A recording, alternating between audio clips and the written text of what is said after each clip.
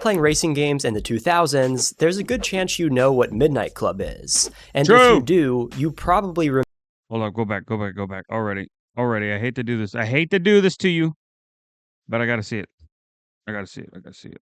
Hold on, go back. If you grew up playing racing games in the Look at that. Oh my god, dude. I forgot about Burnout, dude. Need for Speed Most Wanted. The most disappointing franchise of all fucking time. I can't believe they ruined that goddamn game with microtransactions. Fucking pissed me off. There was one Need for Speed game that I have to look on Game Pass. There's one game that I downloaded to try out, and it was the one where the intro of the game was, "Oh, if you see the car, you can take the car." So I fucking was driving around and I saw a goddamn McLaren, and I was like, "Ooh, I'm getting that McLaren." Pulled up in there, hopped out the whip to try to get into that whip, and then the microtransaction screen popped up.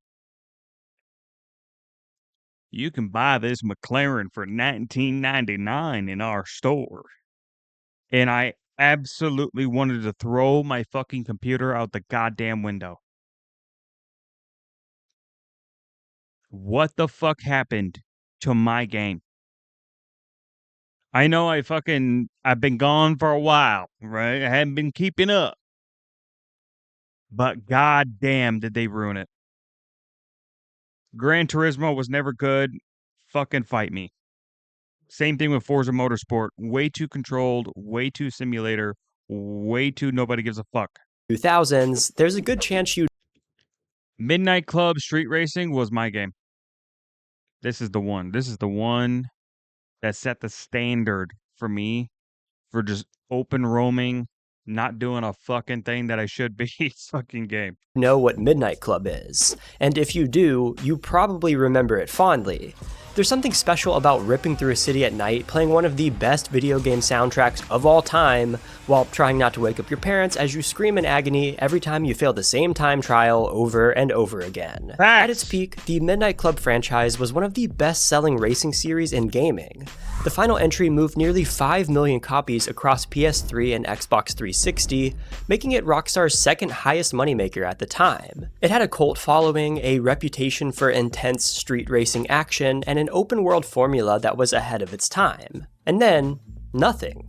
No sequel, no reboot, no spiritual successor. Just a complete... This is the part that I don't know anything about. I have no idea why Midnight Club never truly tried to contend with the Forzas and Gran Turismos of the world. silence for well over 15 years. You would think that a franchise that was printing money for one of the biggest publishers on Earth would get the royal treatment. Instead, the studio behind it got gutted and the series was left for dead. So, what happened? How did Midnight Club, one of the most underrated racing franchises in gaming history, die? This is gonna be a rough one, boys. The story of Midnight Club begins with a small animation studio called Angel Studios, founded by Diego Angel in January of 1984.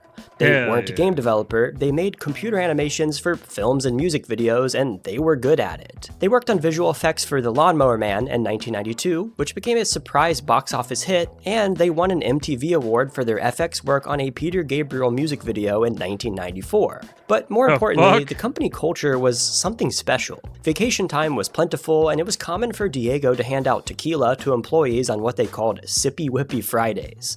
That kind of environment would become important to remember later because I don't know about that there tequila, but my friend, that's a good workplace environment right there. You mean to tell me we got Whiskey Wednesdays? Hell yeah! things would change dramatically. Angel Studios made the jump to games in 1993 after landing a partnership with Nintendo. Their first full title was Major League Baseball featuring Ken Griffey Jr. in 1998. I thought this looked familiar. I played the fuck out of this game. Oh my god. Yes, that was the real name. It was a solid start, but it was their next project that would put them on the radar for the company. I just thought about this, but Nintendo 64 games had names as long as isekai anime names nowadays. That's kind of nuts. that would change their trajectory forever. Midtown Madness released on May 18th, 1999 for PC, and it was notable for being an open-world racing Look game at that set in Volkswagen real-world Beetle. locations. At a time when most racing games stuck to closed circuits and predefined tracks, this one turned the streets of Chicago into your personal playground. Cops would chase you while you raced around, your vehicle could take damage and eventually get totaled, and there were a bunch of licensed vehicles including the Volkswagen Beetle. The game shipped with 4 modes: Cruise, Blitz, Checkpoint, and Circuit, giving players a surprisingly varied experience for the era. It I never reviewed played well, this and by one. April of 2000, it had already sold over 100,000 copies. And that success caught the attention of a publisher that was quickly becoming one of the most ambitious names in the industry, Rockstar Games. Rockstar Now, this is one thing that always confused me, right? The one thing that always confused me about these massive, massive studios, we're talking the Ubisofts of the world, the Bungies of the world, right? That have all this bloat. It would be easy for them to completely separate the people of the studio to specific projects rather than try to have all of them work on the same thing all the time, right? Why do you have 1,000 developers, 2,000, 3,000 developers working on the same goddamn game? You know how much fucking bullshit that's going to bring? When you could have 6, 7 games being made by smaller teams that would be 10 times more efficient, more effective if you are allocating the right people to the right game. And then you find out where the weak points are and the people who actually don't know what the fuck they're doing, and you absolutely fire them and then replace them like a cog in a machine. I just don't get it. I don't get it. It's the same thing that GTA 5 online suffers from. Because if you ever seen GTA 5 online devs try to fucking patch out something that the players are using to exploit the game, it one takes forever. It then two breaks something else almost every fucking time. Every single time. These motherfuckers don't know how to code. They don't know how to patch shit. And it's just like, what are you doing behind closed doors that you can't make this work? And I genuinely think, like, there's partly due to, like, overhiring and shit. They probably fucking brought in too many useless fucking people, and they don't wanna do the bad thing, and that's fire them all. 2, I think they are allocating the wrong people to the wrong titles. I think if they coulda easily kept up with this franchise if they would have had people who are genuinely interested in making Midnight Club games, and then have them spread out and away from the people who are into the cowboy western games, making the Red Dead Redemption games. Keep those people separate from both the Midnight Club guys and then also the ones who are going to be working on the next Grand Theft Auto. No intermingling, no fucking asking nobody shit for nothing from any other team aside from the team you're working with. And if you can't get it done, then you'll be replaced until you can get it done. That's the way it needs to work. Why are we wasting time? Why are we putting all of these developers all on the same game so that they're patching the same thing, and one guy who doesn't know what he's doing is helping another guy who also doesn't know what he's doing, who's helping another person that's also identifying as a catfish, and they also don't know what they're doing? What are we doing? That's why these studios go down. That's why these studios fail, right? And I'm assuming that at the time of this, they weren't big enough for that, right? But I do think that they probably were still small enough that they could allocate everyone to the same game that they wanted to do a major release of, whether that would have been Grand Theft Auto at the time or Red Dead Redemption, right? Rockstar saw what Angel Studios had pulled. But fucking 10 plus years to make a game? What the fuck? What is going on? It shouldn't take anyone 10 plus years to make a fucking game. No one. You have too much overlap somewhere. Or there is a bunch of wasteful fucking people who are good at making meetings and not making code. Off with Midtown Madness and recognized that this team had cracked something special with open world racing. So the two companies struck up a partnership. Rockstar would publish, Angel Studios would develop, and together they'd take that open world racing formula and push it further than a PC game ever could onto the hottest new console on the market, the PlayStation 2. The result of that partnership was Midnight Club Street Racing, which launched on October 26, 2000 as a launch title for the PS2. I lived in this game. I lived in it. This was effectively a spiritual sequel to Midtown Madness, but refined for consoles and given a much grittier street racing identity. The premise was straightforward. You start career mode with a crummy taxicab and work your way up by winning races against opponents on the streets of New York and London. Races used a checkpoint system, sometimes against a single opponent and sometimes against a full field. Cops would show up and chase you, your car took damage from collisions, and if you took too much punishment, it was game over. There were destructible elements scattered around the maps, similar to Crazy Taxi. Arcade mode rounded things out with 4 sub-modes: Cruise, Head-to-Head, Waypoint, and Capture the Flag. I cruised all the time. Plus local multiplayer support. While nowhere near the first open-world racing game ever made, Midnight Club was the first to bring that concept to a mainstream audience in a meaningful way. Reviews were a bit all over the place, ranging from a couple of 5 out of 10s to multiple 8 out of 10s. Some critics praised it for shaking up the arcade racing formula, while others felt that the game was repetitive and lacked enough stage variety.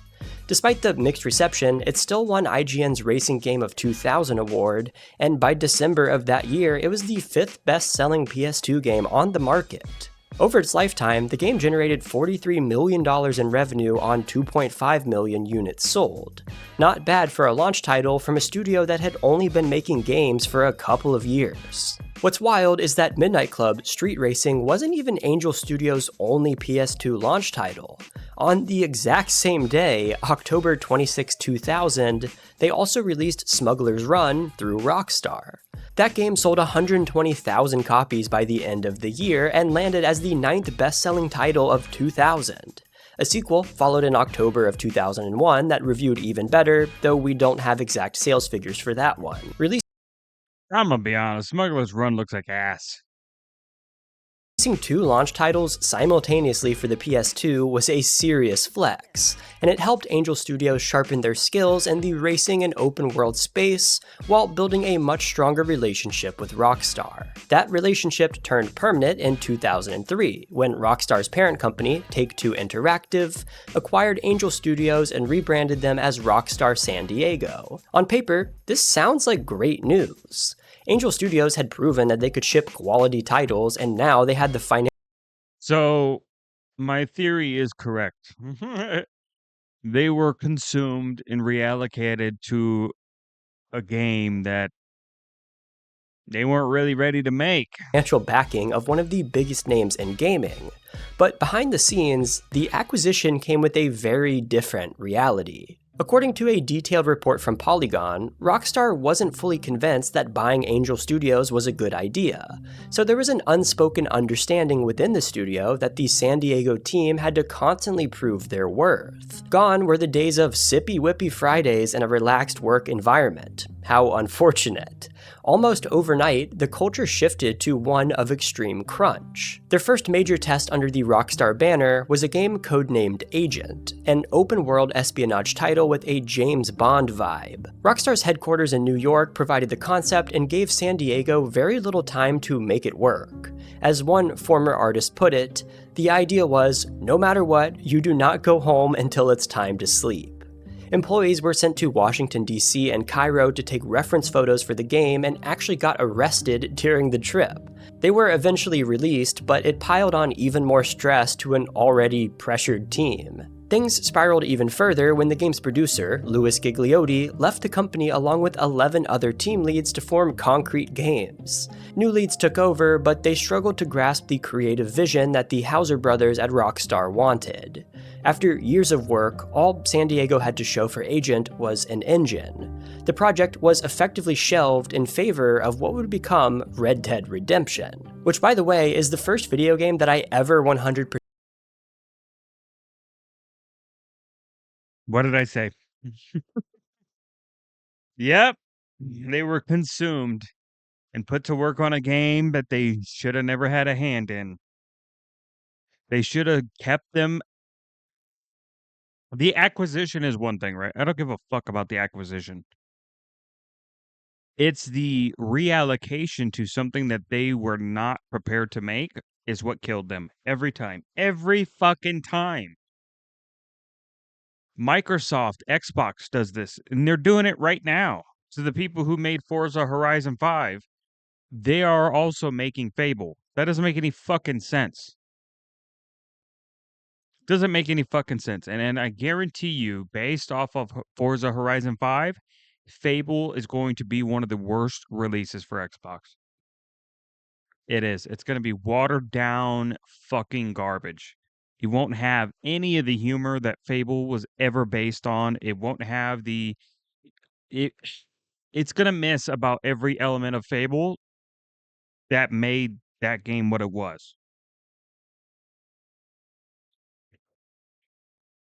And it's insanely frustrating for me to see these big companies just not fucking get it. They never get it. Sony is the same way. So before you fucking retards get in here and you fucking start saying, Microsoft Xbox sucks. Sony does the same fucking thing. They do the same thing. They acquire a studio, they put them on a project that they don't know how to do, and then they end up scrapping the studio purely because of the fact that you put them out of their element. You forced them into a position of which they could not deliver on, and they never would have. It is not fair to that studio. I honestly think that there needs to be some sort of law in place, because I do think it's very toxic. I do think it's an exploit in the games industry that is not fair to those studios who could have continued on for 5-10 years and put out insanely good games had they stuck to what they knew how to do. I genuinely believe that there needs to be legal action against Microsoft and Sony for those very fucking things. I would be 100%. I would be 100% okay with that. 100%. And probably to this day, one of my favorite video game stories ever. So I actually just launched a video game story recap channel, and there's a video live right now summarizing the Red Dead Redemption story. So if you want to check that out, and if you're looking for some chill story recap videos to watch while you fall asleep or eat food or something, you can find a link in the description below. Anyways, to top all of this off, Rockstar was hit with a $2.75 million lawsuit from former employees for unpaid overtime that stretched all the way back to the Angel Studios contract days. Who would have thought? They settled for the full amount in November of 2008. This is the environment that the Midnight Club sequels were being made in.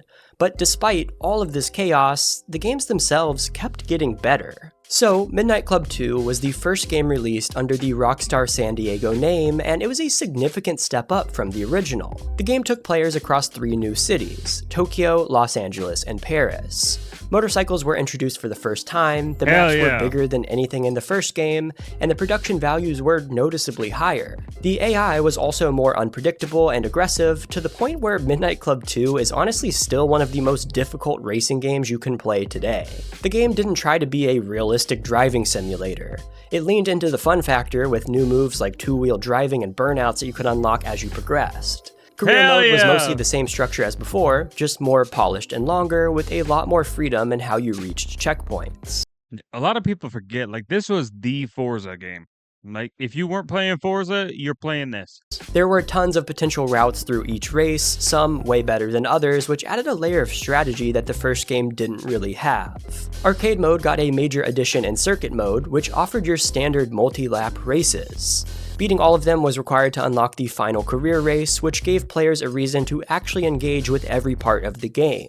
The mode even supported online play through Xbox Live, which was a massive deal at the time. Critics were largely positive, with most mainstream outlets enjoying the game, except for Edge, who gave it a lower score for some reason. And Playboy magazine, who apparently reviewed it too? I'm not joking. According to Metacritic, Playboy reviewed 131 games in the early 2000s, and Midnight Club 2 was one of them. I have no idea why. Regardless, the game sold 1.78 million copies, firmly establishing the franchise as a legitimate racing series and proving that there was a real audience for what Rockstar San Diego was building. Then came Midnight Club 3 Dub Edition in 2005. Now this was my first experience with the series. I never played the first two Midnight Club games, so Dub Edition was my introduction to this world. It's a lot of people's. And what an introduction it was. For the third entry, Rockstar San Diego partnered with Dub Magazine, a publication that was basically the real-life authority on the car culture that the Midnight Club series was inspired by. Dub was heavily involved in the development process, and that collaboration helped the game to achieve one of the most in-depth vehicle customization systems of its era. You could modify your rides visually and mechanically, with gameplay affecting upgrades that kept even weaker cars viable throughout the game. And the customization in this game was absurd for 2005. Especially when compared to other racing games of the era, I remember spending a ridiculous amount of time just messing around in the garage. You could tweak your paint job, throw on new rims, adjust the body kit, upgrade the engine, and the car actually felt different afterwards. I know this sounds pretty typical today, but back then it really wasn't. You could feel the difference of your upgrades on the road, and that kept you coming back to the garage over and over again. And for the first time in the series, Midnight Club 3 featured officially licensed vehicles, which was a huge deal for the car enthusiasts in the fanbase. There were many different vehicle classes this time around, including muscle cars, classics, tuners, SUVs, and more. Each class had its own pros, cons, and unlockable special abilities. There were even in-game groups dedicated to each vehicle class. New race types were added too, including unordered races where you could hit checkpoints in any sequence, plus autocross, track, and rush modes with their own twists. Arcade mode got paint and tag modes with online support, adding even more variety. And the game featured 3 new cities: San Diego, Atlanta, and Detroit, each chosen for their relevance to the real-world US car scene. I remember Atlanta being my favorite, which is funny because Atlanta is probably one of my least favorite cities in the US today, so sorry if you're from Atlanta, but your guys' traffic sucks. And then you could visit Detroit in the snow, which was a completely different vibe. You could just slide into everything completely out of control, and somehow that was half of the fun. Just cruising around those cities with no objective, messing with the hydraulics on an SUV, or drifting the entire freeway loop. That was peak gaming for me as a kid. Reviews were mostly stellar. Some critics took issue with the decreased difficulty compared to Midnight Club 2 and occasional frame rate drops, but the extensive customization, heightened sense of speed, and polished new features won over the vast majority of reviewers. Sales reflected that. 1.6 million copies on PS2 and a staggering 3.66 million on PSP, which showed just how well the game translated to portable play. The series was clearly on an upward trajectory, but something odd was about to happen at Rockstar San Diego. Can you guess what it was? While you guess, a quick word from today's sponsor, Snacksy. Ha ha ha, real fucking funny, buddy. Title and Rockstar's entire catalog, Rockstar Games presents Table Tennis. Yes, that's fucking what? It's a real game. It released on May 23rd, 2006, and while the concept was bizarre coming from the studio behind GTA, the game actually served a very important purpose. It was the first title to use Rage, the Rockstar Advantage game engine, which was developed by the San Diego team. Rage would go on to power nearly every blockbuster Rockstar title after that, including the GTA and Red Dead series. True. The game itself was genuinely good, and it's still considered the best table tennis game ever made, but its real legacy was proving that Rage was ready for prime time. This isn't super important for the video, but I thought it was interesting to throw out there. Midnight Club Los Angeles was the first and only entry in the series to hit PS3 and Xbox 360, and it was built on that same Rage engine. The jump to current-gen hardware at the time allowed for some impressive new features. Dynamic weather was introduced, and it actually impacted gameplay. Rain decreased your car's traction, and traffic patterns changed depending on the time of day. Loading screens were the shortest the series had ever seen, a new leveling system with reputation points was added, and police could now appear in any race instead of just certain scripted ones. Rather than spreading the game across multiple cities, Rockstar San Diego opted to build one huge, detailed map of Los Angeles. There were 60 collectibles scattered across it, and you could race with up to 16 players online. The race editor let you create your own events, and the game utilized the Rockstar Social Club for sharing and tracking. There was a lot of GTA DNA in this game, and you could really feel the influence of Rockstar's flagship series bleeding into the racing formula. And this game had a hold on me that's hard to overstate. The way that the neon signs reflected off of the wet roads after a rainstorm, combined with the absurdly good soundtrack, so good in fact that I literally added it to my radio in Euro Truck Simulator 2. I know, what a loser, is a core childhood gaming memory for me. The game's interpretation of LA felt alive in a way that racing games at the time didn't ever manage to pull off. And don't even get me started on the pink slip races where if you lose your car. A level of brutality that, again, you don't really see too often in other racing games. Anyways, critics felt that it was a strong entry. For some, it was the pinnacle of the series, while others thought it wasn't breaking enough new ground. The difficulty was also a sticking point for a few reviewers, but commercially, it was by far the best performing Midnight Club game ever.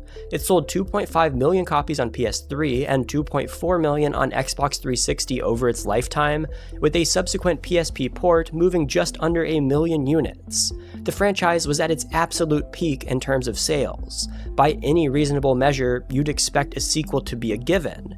Instead, what happened next was the beginning of the end. You would think that releasing the best-selling entry in your studio's signature franchise would be celebrated. Instead, most of the team at Rockstar San Diego were handed pink slips. On January 7, 2010, an anonymous letter written by the wives of Rockstar San Diego was published online, detailing the horrific working conditions at the studio. It described severe crunch, decreasing benefits. Wives of Rockstar San Diego employees have collected themselves, including medical coverage, overtime pay cuts, and a generally toxic environment. Days later, on January 11th, Engadget published interviews with former employees that painted an even bleaker picture. They detailed the aftermath of Midnight Club LA's release. Quote, Jay Panek and Mark Garone, people who were at the company for over 10 years, were fired in 2009 after the completion of Midnight Club LA. Other major people quit after they lost hope in the company after the handling of Midnight Club LA and didn't want to work on Red Dead Redemption. And the frustrating part is that it wasn't like the series was underperforming. According to those same former employees, Midnight Club, quote, was the second highest moneymaker for Rockstar at the time. The problem wasn't the games, it was the people calling the shots from across the country. Former staff described a culture where, quote, anyone from the New York office is feared because people in the San Diego office know that they are unstable and needy. In other words, if a comment comes from a person from New York, it's a mandate that needs to be immediately addressed regardless of previous priorities. The San Diego team was being run into the ground by leadership that never seemed satisfied, no matter how well their games sold. In the end, the Midnight Club team was completely dismantled. Rockstar San Diego was redirected to work on Red Dead Redemption, a project that was obviously a massive commercial success. But it came at the cost of the studio's identity. The people who built the Midnight Club franchise from the ground up were either fired, quit, or reassigned. And the series was left behind without anyone to champion it. Since Midnight Club Los Angeles in 2008, the franchise has been completely silent. Do I see a world where Midnight Club could ever come back? Maybe, but it would have to be insane. It would have to be insanely good because you're now competing with Forza Horizon. And even for all the flaws that Forza Horizon 5 has and Forza Horizon 6 will likely have as well, um, to be able to compete in such an established market now, that would be tough. Now you would have the momentum. To be fair, if Rockstar at the next game show, game awards, game whatever the fuck it is, game convention, if they were to release a trailer teasing a new Midnight Club, it would go fucking insane. It would have the momentum. But I don't know if Rockstar could deliver on expectations. GTA 6, when it comes out in 2077, um, if it delivers on expectations, I could see it. If they can't, then I think they shouldn't even try. Games feel incredibly bad when they do not live up to the hype. We saw that in the beginning with Crimson Desert, even though they're fixing that. If you want the most relevant, we saw that with Doom: The Dark Ages. We saw that with Starfield. We saw that with what other games are out there that didn't deliver? Marathon. We saw that with Assassin's Creed Shadows. But to be fair, they ran that game into the ground before it even launched. So what are you gonna do? Avowed. Avowed is a better one. I like that better. Avowed. Over 15 years without a single new entry, remaster, or even a re-release. The closest thing to an acknowledgement came in January of 2022, when a Take-Two executive briefly mentioned the Midnight Club name while listing off the company's successful franchises after their acquisition of Zynga. That's it. A passing mention and a corporate press conference. No tease, no announcement, nothing to suggest that the series will ever come back. What makes the death of Midnight Club so frustrating is that the franchise didn't fail at all. It didn't run out of ideas, it didn't get stale, and it didn't lose its audience. The last game in the series was the most commercially successful one they've ever made. The studio behind it was generating massive revenue for Rockstar. But none of that mattered to the executives at Rockstar New York, who viewed San Diego as a studio that needed to constantly prove that it was worth keeping around. Once Red Dead Redemption shipped and became a phenomenon, the calculus became pretty simple from a corporate perspective. Why spend time and resources on a mid-tier racing franchise when you could funnel that manpower into another blockbuster open-world game? And as Rockstar's development philosophy shifted increasingly towards fewer, bigger, more expensive titles, there just wasn't room in the pipeline for something like Midnight Club anymore. I don't. God damn it! I hate it when I do that. I don't think that Rockstar has the. I don't think they're going to be able to do this again. I'm gonna be honest. GTA 6 took entirely too long. It did. If they continue down this path and they're releasing fucking 10-year games, they will completely fall apart. Completely. It would be one thing if their employment matched the rate of games that they're putting out, right? The reason why Ubisoft got away with being so successful for a long time was because as they continued to bring people into their offices, they were continuing to put out more and more titles at a more and more consistent basis. And those titles were very good. But the problem is they kind of killed themselves because they overhired, one. Two, they completely shifted what identity their titles had, right? Assassin's Creed was by far and away their flagship franchise, and they sunk it to the ground. Absolutely demolished it. I am one person who I have like one DLC left. I have almost 100% completed Assassin's Creed Valhalla. 99.999% of you can't say that. You can't. I did. I'm fucking so close, right? And thank God the final DLC has different enemies, different fucking a more variety of mechanics to fucking do and worry about because I was so it was like I could pick the game up, but I'd have to put it down for like 6 months because it would fucking be so repetitive, the same enemy with a fucking different color clothing on, and that's all they did. Copy and paste. Copy paste DLCs for like the first 4 fucking DLCs for that goddamn game. Pissed me off. I had such a toxic relationship with that game. Because on the one hand, I would have fun. On the other hand, I would get so bored. I would just want to blow my goddamn brains out in game, obviously. Crazy. Crazy having to deal with that shit. So no wonder they ran out of steam. They were overspending, trying to keep these titles alive with the worst narratives possible, with the worst teams possible working on them. But this is what I was talking about. If they would have kept and treated their Assassin's Creed team correctly and isolated them from all the other fucking bullshit, they could have continued to have success. Assassin's Creed Shadows wouldn't have had some black fucking cuck motherfucker as as the fucking as the main character. Would have had a respectable fucking hardened fucking strong samurai as like a proper Japanese samurai at the helm to truly be a badass and fucking bring people into the game.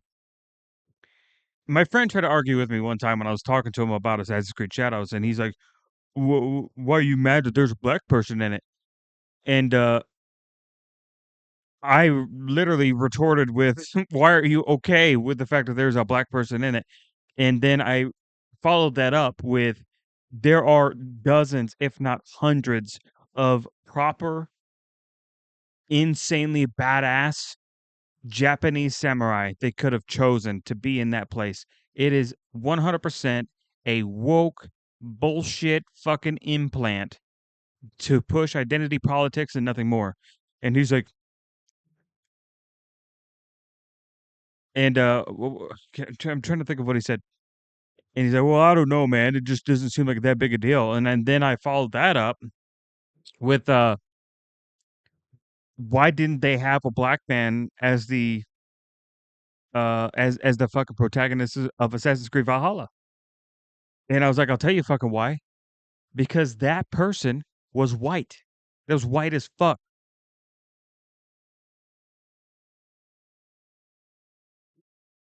Eivor wasn't black. Yasuke, Yusuke, whatever the fuck his name was, he shouldn't have been black either. I should have been an Asian guy. Should have been an Asian guy. And then the amount of offensive imagery, language, and fucking shit that they used in that game just sunk it to the ground. It was insane. The studio made some of the worst PR moves from a financial standpoint at that time as well. It was like a whole fucking chaotic storm of your fuckery. It was insane. Today, Rockstar San Diego functions more as a support studio, contributing to larger projects rather than leading their own. The days of them spearheading a franchise from start to finish. Also, if you really want to see the quality of Assassin's, this is the last time I'm going to touch on this. If you really want to see the quality drop of Assassin's Creed, look at the cinematic for Assassin's Creed Shadows and look at the cinematic for Assassin's Creed Black Flag. Or pretty much any Assassin's Creed before Odyssey. Oh, God. My God. are long gone, and that shift in role pretty much guarantees that a new Midnight Club isn't coming anytime soon, if ever. The franchise is a casualty of Rockstar's evolution into a company that only makes massive, decade-spanning productions like GTA and Red Dead. And it's a shame, because Midnight Club was ahead of its time in a lot of ways. Open world True. racing with real consequences, deep customization, and a sense of speed that a lot of modern racers still struggle to match. But that's what happened, and unless something drastic changes at Rockstar and they rework their entire new business model, Midnight Club is going to stay exactly where it's been for the last 15 years. I do think that they'll have to at some point. I do. I do think that Rockstar's kind of at the point to where, like, if you want to keep making these decade-long fucking games, you have to have a good 2-year, 3-year slot game that you could continue to make more of, and people would always consume it. Midnight Club could be that game. It is not hard to map out a city. It's not hard. It's not hard at all. It is probably the easiest to map out an entire city now more than ever. So, I really don't think that there is an excuse on Rockstar's end, aside from the fact that they're too corporate minded when it comes to these big fucking 10-year franchises.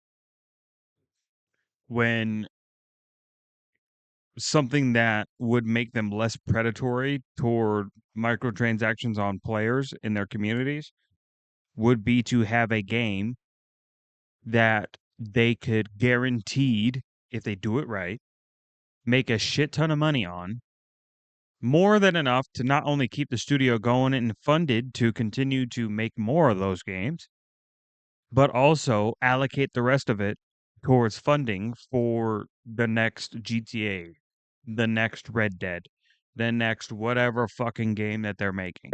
Parked in a garage collecting dust. Did you ever play any of the Midnight Club games? Do you have fond memories of... Hell yeah, I played. Well, so the first Midnight Club is the one I spent the most time with because that was like when I had the most time to play. Now, as the other ones were coming out, I was going up into a lot more responsibility in my life and fucking moving forward. From that, I had way less time than I would have liked. So, due to that, as more titles came out, I had less and less time to play them. But I would say the ones that I spent the most time on was Street Racing. That was the original one. I played the most out of that. Oh my god, I played that so much religiously. And then Dub Edition, I played that a little bit. I didn't play it a terrible amount. I played it a little bit, but the other ones I didn't put as much time into. racing through the streets of LA or Tokyo? Let me know in the comments. Now, this is a good video. I like this. I like this. I just kind of searched around today to kind of see what kind of videos I could find, and I like this. So go give him a sub, give him a like. RoboCast, fucking 500K subs. He needs more than that. This was a good video. Ooh, how EA killed Need for Speed. Tempting, tempting. But I have been playing a lot of Forza Horizon 5 lately.